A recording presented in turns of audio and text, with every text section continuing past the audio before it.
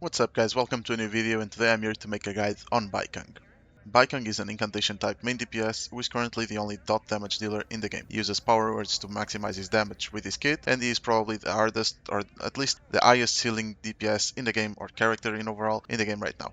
In this video we're gonna go over the pros and cons, the awakenings, the Esper abilities, his best arcs, his console build, and lastly his team comps and rotations with practical examples. Starting with the most boring part, and it's only helpful if you plan on getting dupes for Baicang, I'm gonna start with the awakenings. Firstly, if you plan on pulling dupes, you must know that in this game you can choose which one you want, so you can choose between A1 to A6 and put them in whichever slot you want, and you can swap them freely later. So I'm gonna leave on the screen the order in which you would want to pull, but it would be A1, A6, A2, A3, and A5 and A4 kind of have the same impact, so you can just choose whichever one will make more sense for you. His A1 dupe is called Yo Captain, and it basically increases his next skill damage by 30% when you're using Silence, which is a power word, and this effect stacks. Okay, it also reduces Baicang's skill cooldown if you trigger Objurgate, which is another power word. His A2 Awakening is basically a self buff. Each power word that you generate will increase his attack up to 4 stacks, lasting 10 seconds each. His A3 Awakening basically just makes him able to generate 4 power words. His A4 Awakening basically just restores an additional 5% of max HP when you trigger a power word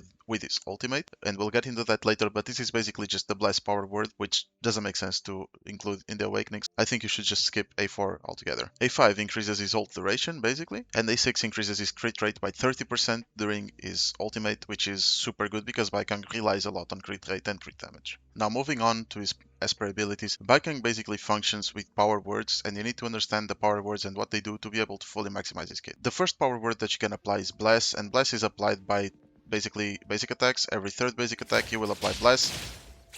As you can see, this green thing right here is the Blast power word. The second mechanic about Baicang you need to understand is how to form basically formless words, and these are used for the later power words that I'm going to explain to you. The first way that you can activate formless words is basically just holding basic. As you can see, it not only pulls the enemy but throws those 3 words, which are basically the formless words, or you can hold dodge back and it will throw the same formless words. Okay, you can also do this by dodging forward or basic and then holding. So basic hold, and you will throw these bombs together with the formless words. Okay, now moving on to the silence power word. The silence power word is basically achieved by dodging and then activating your skill, and it's this red mark in the characters right here. The last power word that you need to know is Objurgate, and Objurgate is easy. You just want to form any formless words any way that we just explained. The easiest way is by holding basic.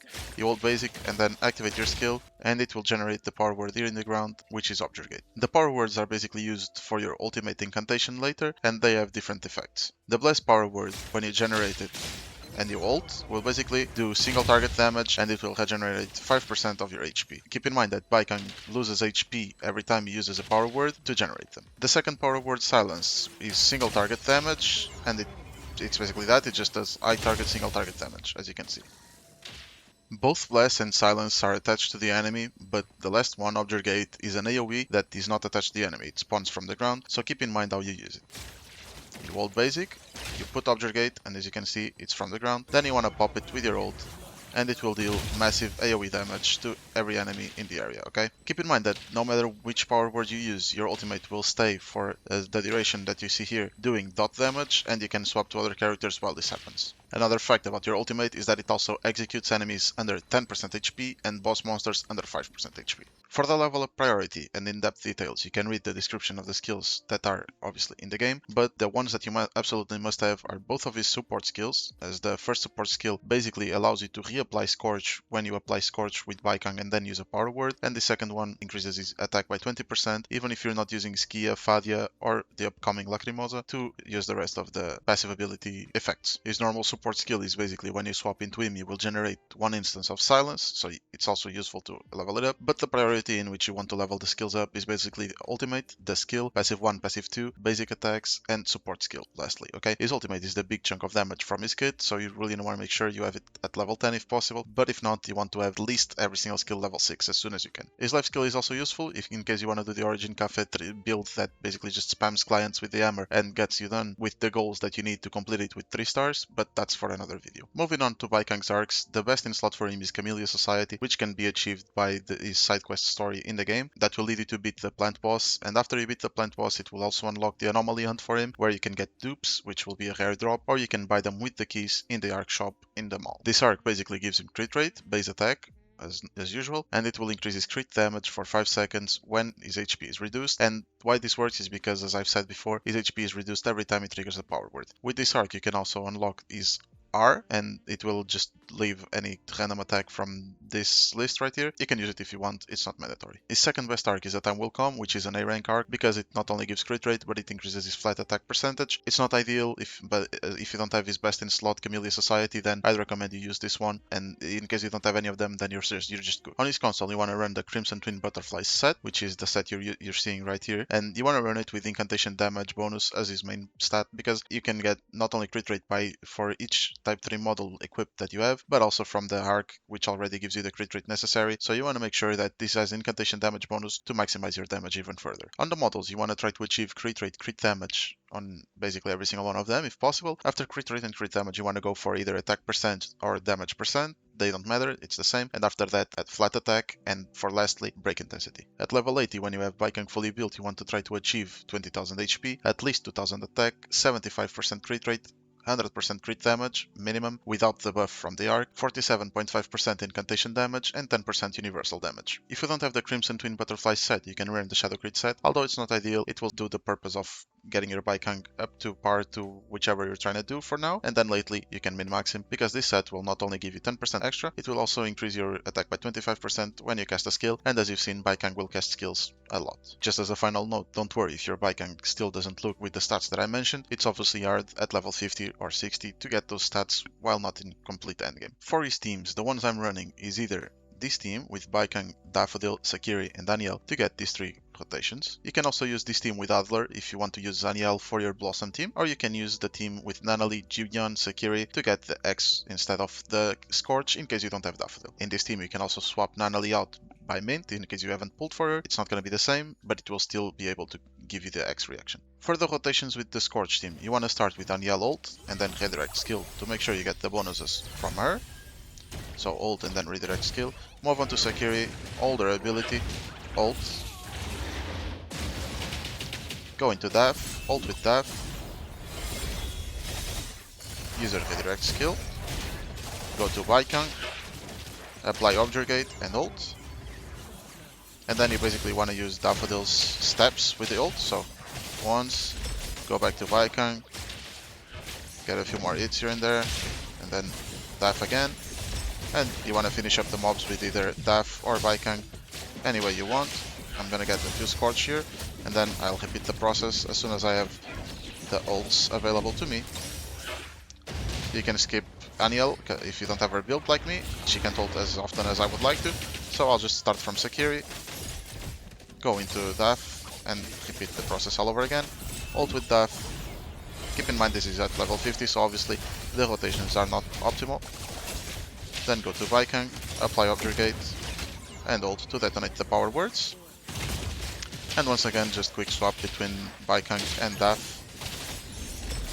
to get that effect that you just saw. Go back to Daff again,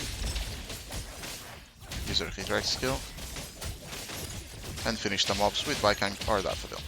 This is how you basically want to clear the AoE floors. When it comes to the single target floors, or basically the boss floors, you want to make sure you do the same rotation, but instead of applying Objurgate, you want to apply Silence. So I'm going to exemplify it to you now. So I'm here with the same team. I will start the rotation by ulting with Danielle, followed by her redirect skill, and moving on to Sakiri, where I will ult her skill, then I will ultimate with her, move on to Daff, ultimate with Daff, use her redirect skill, swap into Baicang, dodge, apply silence, and ultimate.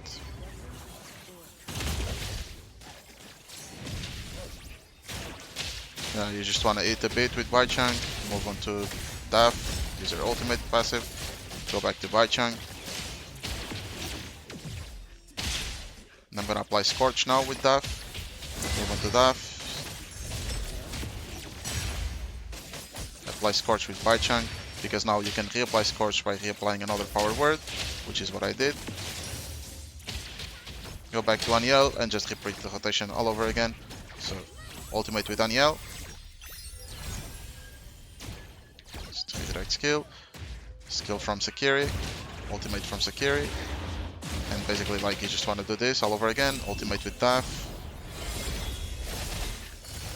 Redirect skill with Daf. Baicang, silence, he dodged it. He dodged the silence, that's not good. So now I have to wait for the cooldown to reapply silence. And keep in mind that this is an annoying boss because he dodges and flies a lot, so your Baicang might have trouble beating this boss. And that basically is how you want to play Baicang, depending on whether you're fighting AoE or single target enemies. This is how you want to utilize Baicang. For the other teams, I'm actually not well versatile in the rotations because I haven't used them. Honestly, I haven't used the X team since I'm using these characters on the Blossom team, as you can see, but I assume it's basically the same. You just want to start with Julian, redirect skill to group the enemies, Sakiri, redirect skill, ultimate Nanali user abilities, move into the Baicang and apply AoE or single target damage depending on what you need, and just move on from there and repeat the process, okay? For the Skia and Fadia teams, I cannot show you because I don't have Fadia. However, they are basically just fodder. They are there just to utilize Baicang's second passive, and you can swap them out for whatever you want and just utilize Baicang with another team. The only thing that you really need on that team is Daffodil and Baicang, as well as in the Scorch team, because right now Daff is the only Chaos unit that we have in the game until Lacrimosa comes out. Now, to finalize, let's move on to his pros and cons. Starting with his pros, he is very versatile. Both his single target damage and his AoE are very good. You can use him either in the AoE floors or in the boss floors. It will help you clear it for sure. He is very versatile in that aspect. He has the potential to execute low HP enemies instantly with his ultimate. He also has grouping in case you don't have any other grouping character, which I doubt, but he has grouping. When you hold his basic attack, he will group the enemies, even if so slightly. If you play him properly, he won't need any other characters to help him self-sustain, because he can proc Bless to self-heal, which is his first power word. It's not ideal, but you want to basically end the enemies before you even need to proc Bless, but in case you are in a prolonged battle, then Bless will be your best friend and he doesn't need any other survivability characters. And lastly, it's kinda niche, but his life skill is useful for the Origin Cafe minigame if you pair him with two other characters that I forgot right now, but I can let you guys know in the future. For his cons now, he is obviously the highest skill character in the game, the highest skill skilling character in the game. You need time to understand his kit. You will not be able to fully utilize him from the start because obviously it's hard. There's a lot of information. You will probably miss a few rotations here and there, and that's completely fine. Just take your time to learn him. It's definitely worth it. He's for sure one of the best DPS in the games right now if you learn him properly. If you're in a long-term battle, the sacrificing his own HP, utilizing his kit, can become an hinder to you. You need to have good management and dodge timings to be able to fully utilize him without dying, because if you get low HP and you get it by a single time by the boss or even a normal mob, you will die and then you lose your DPS for that team, and you don't want that to happen. Make sure you have good timings. Make sure if you're very low on HP, just proc Bless and ultimate to regenerate your HP, and you should be fine. And lastly, to fully utilize his kit and utilize his executions, you also need to be able to know when to ult and when to save it, because the mobs are also getting low HP and you can execute them if you wait a little longer. So you need good timing senses. You need to play with him a lot to understand when you can and you cannot ult. So once again, it kind of fits in the skill ceiling criteria, but I wanted it to be another point, another topic, because I think it's worth it to mention. This was my guide in Baicang, guys. I hope it was useful. I've seen a few guides here and there, but they don't really go in depth into about what Baicang does. Mostly they are just reading the skills and they hope you understand. So I wanted to do an in-depth guide since I have Baicang and I utilize him a bit, and obviously I've studied him quite a bit as well. I've read multiple articles and guides on him, so I think I'm well versed into explaining what he does and what his best things are to utilize, his best stats, best substats, etc. Obviously this is all my opinion at the end of the day. I can be wrong as well. If you guys have a better Baicang, if you think you understand him better, make sure to share it in the comments for the people that come see the video to know that there's another option, that there's new tricks that I didn't explain, that there's X and Y. I'm always open to criticism and feedback, and I will read all the comments as per usual. So thank you very much, guys. Thank you very much for watching the video. I hope this was useful to you that have Baicang and don't know how to properly utilize him and feel like he is a weak character. Hopefully this will fix it for you. Don't forget to leave a like, subscribe, and I'll see you next time, guys. Bye bye.